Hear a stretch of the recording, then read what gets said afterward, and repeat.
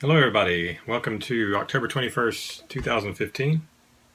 It is Back to the Future Day, or just Future Day, as a lot of people have come to call it. Where's the... Okay, there you are. Trying to see where the camera is. Alright, so anyway, today I went and I got the Back to the Future, the visual history, or the Ultimate Visual History. I got this at Barnes & Noble's. It was about 50 bucks. It's a pretty sturdy, hardbound book. You could knock somebody unconscious with this book. And I'm going to kind of go through it here and talk a little bit about what's inside of it. And then at the same time behind me, I'm going to show some pictures that I'm going to take of the inside of it. So it is a really great book. There's a ton of really big color pictures.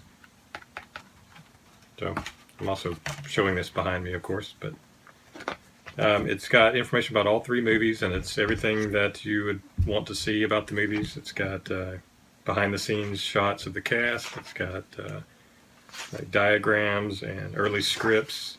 And one really cool thing about it is the little sections inside here. You can actually pull out some of the items. So, for example, here is Doc's drawing of the flux capacitor, and it's a separate pull-out sheet that's just kind of got a little sticky gummy stuff at the top here that you just pull it off of. And there's a lot of these in here. This got the letter that Marty left for Doc at the end of, or towards the end of Back to the Future 1. And it's actually an envelope that has the letter inside of it. I haven't opened any of these yet, but I assume that is what it is and not a letter that says psych. Nothing in here. There's a lot of cool things I've never seen before. Like, for example, this is a stuntman with an Einstein, mask on. He's actually, you can kind of see down here, human torso, and then he's got this shaggy dog. And that's because that's him inside, actually driving the DeLorean. So in all the shots where you saw the dog like racing towards the camera, it wasn't really a dog driving, just in case you thought maybe it was. But like I said, there's a lot of really great pictures in here. There's behind-the-scenes stuff. There's a lot of pictures of Eric Stoltz in here as well. For those of you who are big fans of Back to the Future, I'm sure you know that Eric Stoltz played Marty McFly before they found out that he sucked. Actually, as the story goes, Michael J. Fox was working on Family Ties at the time, and once he got freed up, then they were like, okay, Eric Stoltz, you are out. And Michael J. Fox is in. Which I guess was a fair move, because before that, Eric Stoltz has been in a lot of dramas, a little bit of comedy, but not a whole lot.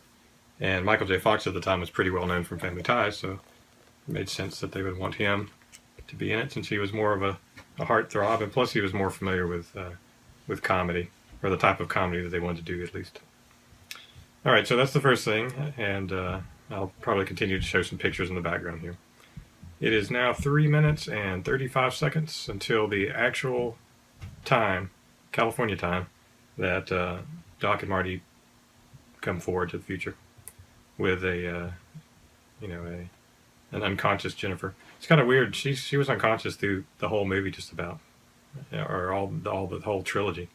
She didn't wake up until the end of part 3, which is kind of weird. And then Doc, of course, had the little date rape electronic device, the sleep-inducing alpha rhythm generator. And they knocked her out, and that's really all you saw of her. And then she woke up in the future house in Back to the Future 2, and then she passed out again. So not a lot going on with Jennifer there. All right, so the next thing is the Pepsi Perfect fiasco that's happening right now.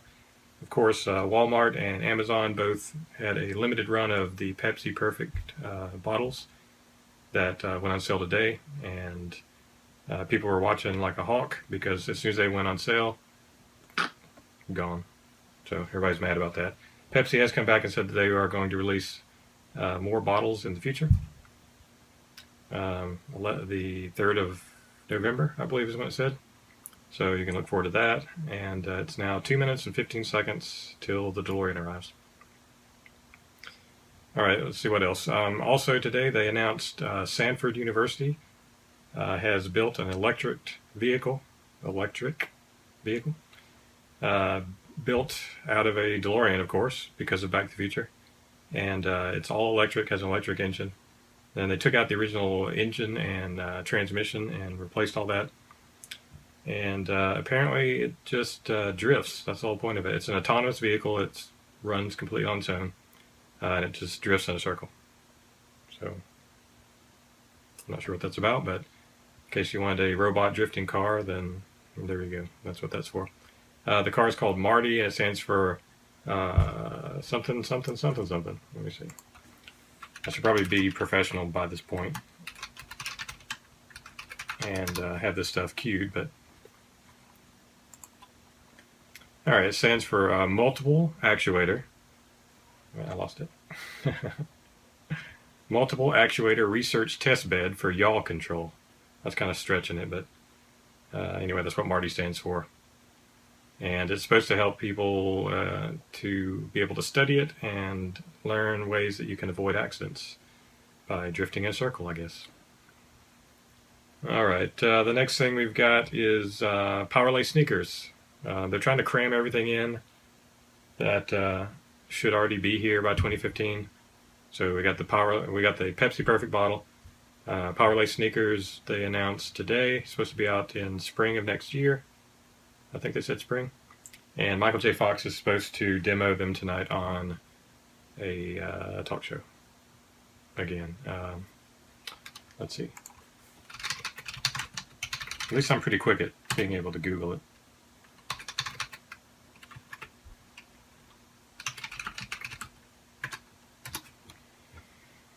So, let's see.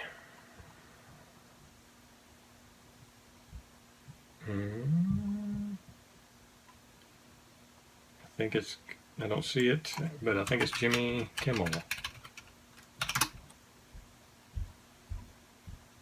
Yes. See? I did read it. So anyway, Michael J. Fox is going to be on Jimmy Kimmel tonight. I'm sure he'll talk about the Fox Foundation, Michael J. Fox Foundation, and then the Powerlay sneakers. And I saw a video earlier of what I think that they look like or how they operate. It had Michael J. Fox in it, and they were testing them or whatever. And it seemed kind of clunky. I would like it to have the real fast, zip, kind of zips. That was my bad half-ass Powerlay sneaker sound effects. So Michael J. Fox is going to be on Jimmy Kimmel tonight with the Powerlay sneakers, and that's about it. That's all I know. So watch for that tonight at some point.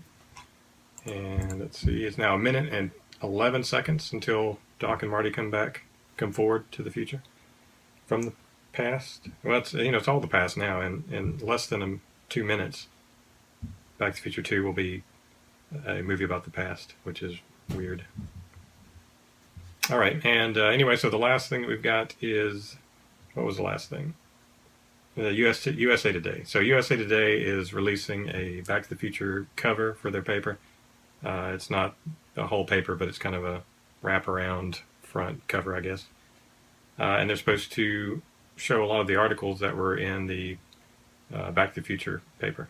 And I was kind of thinking it was coming out today, since the day is, Back to the Future Day. But then I remembered from the movies that Doc had actually gone forward to the next day to see what happened, and that's where he got the paper. So it should actually be on the stand tomorrow. And I guess they're here now because now my clock is counting up. So now they've been here for 2 minutes and 20 seconds. So welcome to the present, or your future, Doc and Marty. Let's see, I guess that's about it. That's the whole video. I'm hoping that that my wizard producer here can turn this into something good. I'm still getting the hang of making these videos, so they should get better and more lively, I hope, as time goes by. So anyway, that's it. Be careful in the future or the past or wherever you go. And if you like this video, then you're our glutton for punishment, my friend. But like, subscribe, all that stuff down where my wiener is. And yeah, I will keep doing this. That's a threat, or a promise.